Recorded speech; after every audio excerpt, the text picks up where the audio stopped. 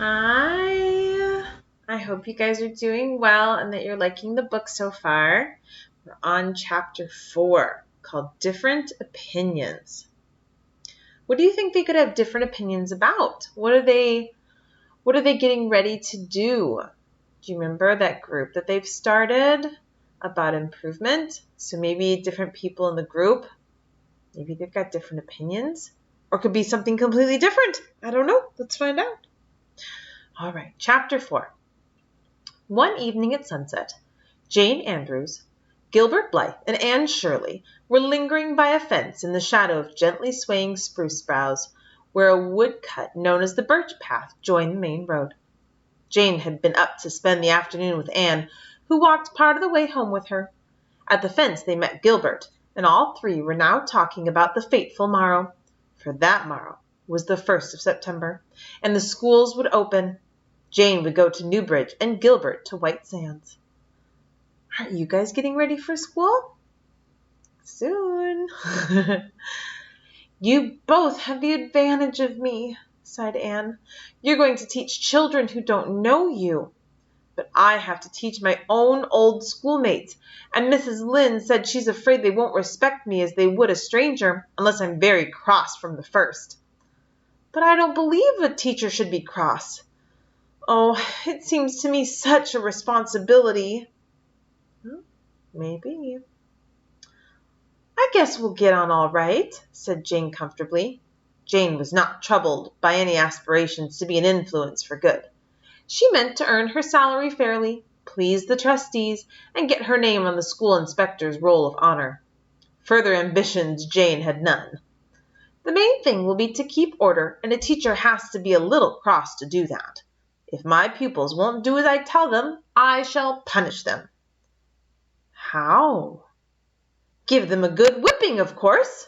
Oh, Jane, you wouldn't, cried Anne, shocked. Jane, you couldn't.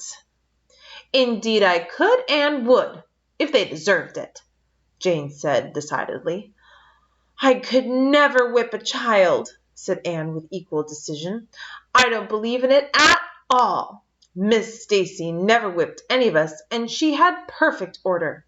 And Mr. Phillips was always whipping, and he had no order at all. No, if I can't get along without whipping, I shall not try to teach school. There are better ways of managing.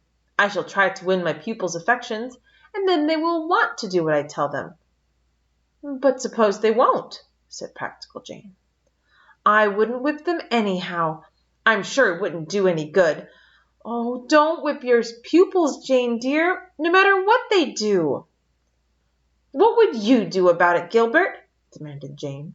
Don't you think there are some children who really need a whipping now and then? Don't you think it's cruel, barbarous thing to whip a child? Any child? Exclaimed Anne, her face flushing with earnestness. Well, said Gilbert slowly, torn between his real convictions and his wish to measure up to Anne's ideal. There's something to be said on both sides. I don't believe in whipping children much. I think, as you say, Anne, that there are better ways of managing as a rule, and that corporal punishment should be a last resort. But on the other hand, as Jane says, I believe there is an occasional child who can't be influenced in any other way, and who, in short, needs a whipping, and would be improved by it. Corporal punishment as a last resort is to be my rule. Gilbert, having tried to please both sides, succeeded, as usual, and eminently right, in pleasing neither. Jane tossed her head. Oh, I'll whip my pupils when they're naughty. It's the shortest and easiest way of convincing them. Anne gave Gilbert a disappointed glance. I shall never whip a child, she repeated firmly. I feel sure it isn't either right or necessary. Suppose a boy sauced you back when you told him to do something, said Jane. I'd keep him in after school and talk kindly and firmly to him, said Anne. There is some good reason in every person if you can find it. It is a teacher's duty to find and develop it. That is what our school management professor at Queen's told us, you know. Do you suppose you could find any good in a child by whipping him? It's far more important to influence the children aright than it is even to teach them the 3 R's, Professor Rennie says. But the inspector examines them in the 3 R's, mind you, and he won't give you a good report if they don't come up to his standard, protested Jane. I'd rather have my pupils love me and look back at me in after years, as a real helper than be on the roll of honor, asserted Anne decidedly. Wouldn't you punish children at all when they misbehaved? Asked Gilbert. Oh, yes, I suppose I shall have to, although I know I'll hate to do it. But you can keep them in at recess, or stand them on the floor, or give them lines to write. I suppose you won't punish the girls by making them sit with the boys, said Aunt Jane slyly. Gilbert and Anne looked at each other and smiled rather foolishly. Once upon a time, Anne had been made to sit with Gilbert for punishment, and sad and bitter had been the consequences thereof. Well, time will tell which is the best way, said Jane philosophically as they parted. Which way would you choose? I don't know. Anne went back to Green Gables by way of Birch Path, shadowy, rustling, fir-scented, through Violet Vale and past Willowmere, where dark and light kissed each other under the firs, and down through Lover's Lane, spot she and Diana had so named long ago. She walked slowly, enjoying the sweetness of wood and field and the starry summer twilight, and thinking soberly about the new duty she was to take up on the morrow. When she reached the yard at Green Gables, Mrs. Lynde's loud, decided tones floated out through the open kitchen window. Mrs. Lynde has come up to give me good advice about tomorrow, thought Anne with a grimace. But I don't believe I'll go in. Her advice is much like pepper, I think. Excellent in small quantities, but rather scorching in her doses. I'll run over and have a chat with Mr. Harrison instead. This was not the first time Anne had run over and chatted with Mr. Harrison since the notable affair of the Jersey cow. She had been there several evenings, and Mr. Harrison and she were very good friends, although there were times and seasons when Anne found the outspokenness on which he prided himself rather trying. Ginger still continued to regard her with suspicion, and never failed to greet her sarcastically as "red-headed snippet." Mr. Harrison had tried vainly to break him of the habit by jumping excitedly up whenever he saw Anne coming and exclaiming, "Bless my soul, here's that pretty little girl again," or something equally flattering. But Ginger saw through the scheme and scorned it. Anne was never to know how many compliments Mr. Harrison paid her behind her back. He certainly never paid her any to her face. "Well, I suppose you've been back in the woods laying in a supply of switches for tomorrow," was his greeting as Anne came up the veranda steps. "No, indeed," said Anne indignantly. She was an excellent target for teasing, because she always took things so seriously. "I shall never have a switch in my school, Mr. Harrison. Of course, I shall have to have a pointer, but I shall use it for pointing only." "So you mean to strap them instead?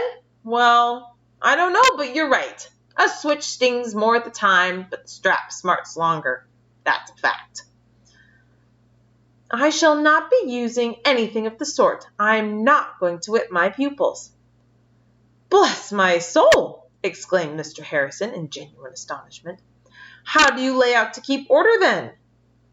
"I shall govern by affection, Mr. Harrison." "It won't do," said Mr. Harrison. "Won't do at all, Anne. Spare the rod and spoil the child. When I went to school, the master whipped me regular every day, because he said if I wasn't in mischief just then I was plotting it." "Methods have changed since your school days, Mr. Harrison." "But human nature hasn't. Mark my words, you'll never manage the young fry unless you keep a rod and pickle for them. The thing is impossible." "Well, I'm going to try my way first," said Anne, who had a fairly strong will of her own and was apt to cling very tenaciously to her theories. "You're pretty stubborn, I reckon," was Mr. Harrison's way of putting it. "Well, we'll see. Some day when you get riled up, people with hair like yours are desperate apt to get riled, you'll forget all your pretty little notions and give them some of them a good whaling. You're too young to be teaching anyhow, far too young and childish. Altogether, Anne went to bed that night in a rather pessimistic mood. She slept poorly and was so pale and tragic at breakfast next morning that Marilla was alarmed and insisted on making her a cup of scorching ginger tea. Anne sipped it patiently, although she could not imagine what good ginger tea would do. Had it been some magic brew, potent to confer age and experience, Anne would have swallowed a quart of it without flinching. Marilla, what if I fail? You'll hardly fail completely in one day, and there's plenty more days coming, said Marilla. The trouble with you, Anne, is that you'll expect to teach these children everything and reform all their faults right off. And if you can't, you'll think you failed. What do you think is going to happen on our first day of school? Do you think it's going to go well? Do you think it's going to go poorly? Do you think she's going to stick to her rule of not whipping any of the students? How do you think Jane and Gilbert are going to do? I don't know. We're going to find out next time. All right. Bye, guys.